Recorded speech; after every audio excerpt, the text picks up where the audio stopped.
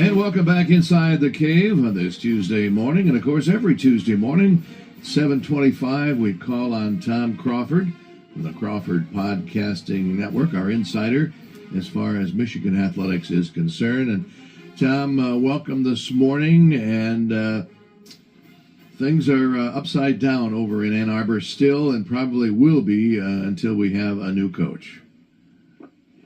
Yeah, I think and thanks for having me on again. As I always enjoy, it's one of the highlights of the week is to be inside the cave. The Biff Poggi interview, he was down in Orlando. They kind of do a pre-bowl game press conference with the coaches, and his compelling testimony in front of the media about what his kids are going through, really, gives you a full view of how much impact the Sharon Moore charade has caused. And people forget about the players, they're worried about the recruiting class and things like that, and nonsensical stuff.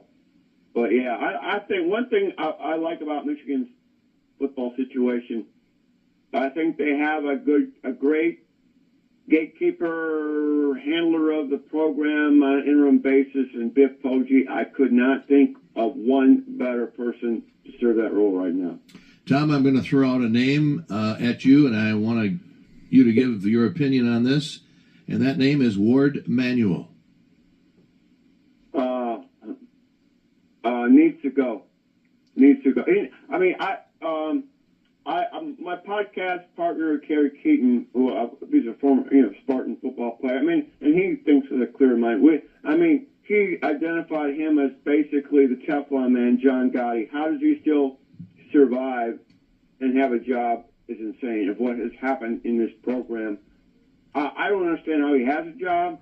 I want him out of there. And Michigan, the athletic department and the football program really have to take a deep dive, and that's why they have this investigative firm going at it to find out, because Michigan has to literally divorce itself from the Jim Harbaugh era, in my opinion. And that means don't hire guys that have any prior experience on that staff back in that time, because that's the only way to cleanse us and move forward, in my opinion. Well, that's one of the reasons why last week we talked about Jed Fish, and I just did not feel good about that, because he was a former Michigan man, and hey, we got to clean house. If we're going to clean house, let's do it all the way. Well, and I'm not saying that he was, guilty of anything. I just don't want, it's just association.